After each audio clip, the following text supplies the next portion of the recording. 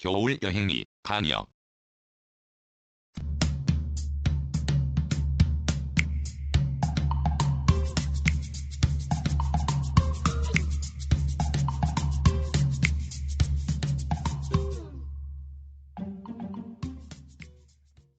김해 터미널에서 찐빵과 캔커피를 사서 맨 먼저 출발하는 버스에 올랐다. 행선지를 정한 게 아니라 기다리지 않는다는 것만으로 표를 산 것이다. 바로 버스는 대구 방면 고속도로에 올라 쭉 달리다가 언형에 들러내릴 사람은 내리고 탈 사람은 탔다. 닦지 않아 먼지가 낀 유리는 안팎의 온도 차이로 성의가 녹아 축축하다.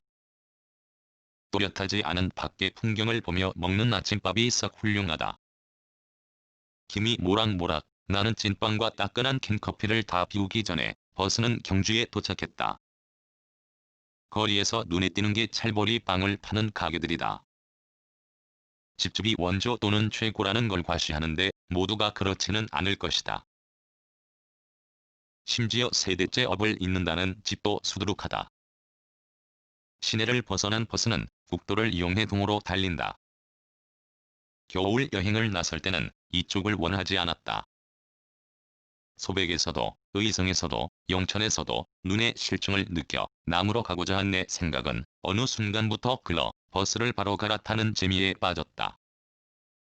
그 바람에 길 나서고서 간밤 눈을 붙인 거리는 거의 버스에서 지내다시피 했고 지금도 그렇다. 포항터미널에 내려서자 찬바람이 칼날처럼 볼을 때린다. 이번 겨울 여행에서 내가 절실히 느낀 건 기견이다. 자주 돌아다니지 않으므로 이제는 움직이는 궁전이란 말에서 움직이는 말이 무색해 올해는 궁전이라 들먹였다. 궁전으로 겨울 여행에 나섰다면 마음껏 기견을 즐겼을 것이다. 오른손가락에 한라산을 끼우고 왼손으로 여유롭게 핸들을 잡을 수 있기 때문이다. 그 경우 눈은 전방에 집중할 수밖에 없으므로 좌우로 돌릴 겨를이 없다. 오로지 안전 운전을 위해 전방에 시선을 두어야 하므로 결코 창밖 풍경을 여행의 묘미로 즐길 수는 없어도 담배가 당기면 피우면 그만이다. 대중교통 여행은 그렇지 않다는 것이 내게는 큰 불편함으로 다가온다. 버스 안에서는 피우지 못한다는 게 머릿속에 박혔으므로 포기했으나 문제는 여기서 그치지 않는다. 터미널 안뿐 아니라 승차 홈을 비롯한 바깥도 금연이 날붙은 건 어디건 같았다. 뚜렷한 여행 목적지를 정하지 않고 버스를 갈아타는 것에 재미를 붙인 여행은 그로 하여 한라산을 마음껏 피울 수 없는 상황이 되었고 이동하는 버스 안에서 습관적으로 나는 담배를 꺼내기도 했다. 그간 탄 버스는 빈자리가 더 많았고 뒤에서 몰래 피우고 싶은 충동마저 잃었다. 기견하고픈 걸 꾹 누르고 갈아타려고 잠시 내린 터미널에서 한 갭이 물면 처음 담배를 배울 때처럼 핑 돌며 현기증이 일기도 했다. 이로 말미암아 버스 여행에 대한 생각이 부정적으로 바뀌었다. 찬바람이 볼을 때리지만 피우는 게 우선이다. 여기까지 오는 2시간 동안 어렵사리 참았으니 깊이 들이마셨다 길게 내뱉어야 한다. 손가락이 시린 건 별것 아니다. 느긋하게 다 비우고 건물 안에 들어가 여태껏 한 대로 바로 출발하는 버스를 찾았는데 공교롭게 영천이다. 그저께 아침 거기서 시작한 올겨울 여행이 원점으로 돌아간 것이다. 그런데도 아쉽다는 생각이 들지 않는다. 1시간이 못 되어 포항에서 출발한 완행버스는 영천터미널에 도착했다. 이틀이 지났는데도 구석구석 녹지 않은 눈이 그대로다. 내려서 마찬가지로 기견부터 했다.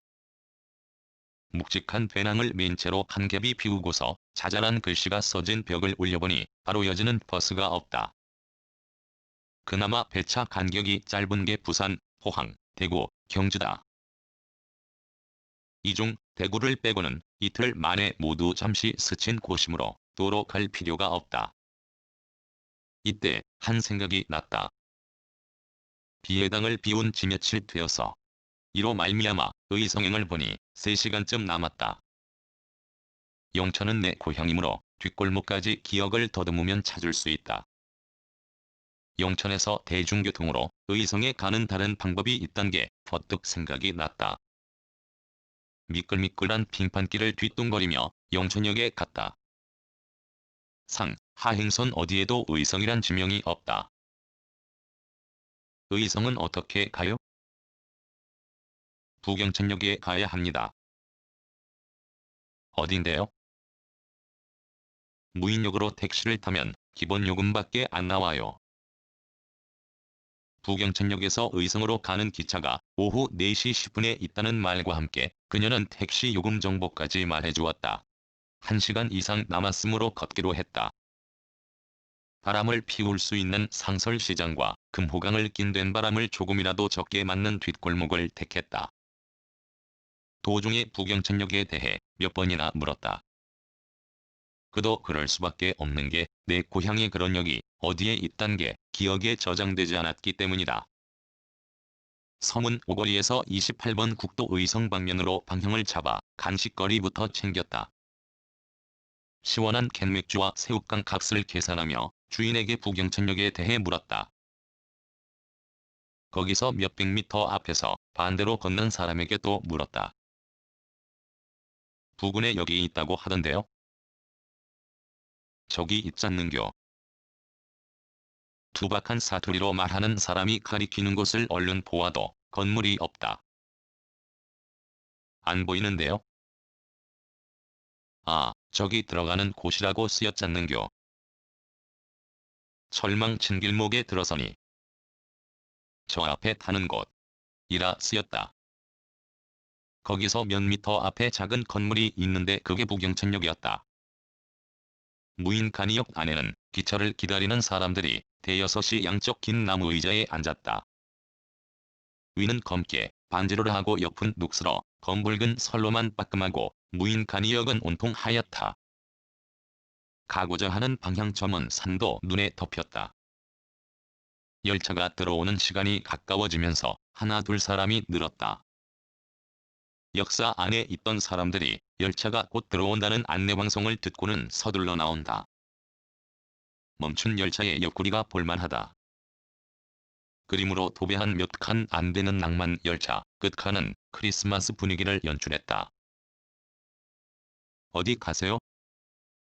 출발하고서 승무원이 다가왔다. 영주요.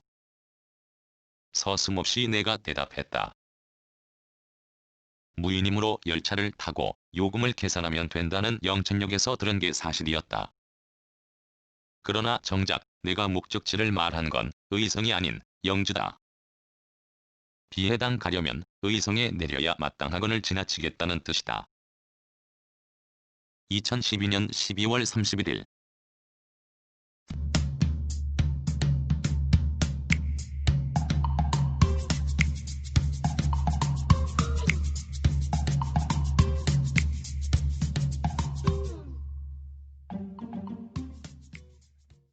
글 모든 것으로부터 자유인 무학 낭독 글 읽어주는 강지식 들어주셔서 고맙습니다.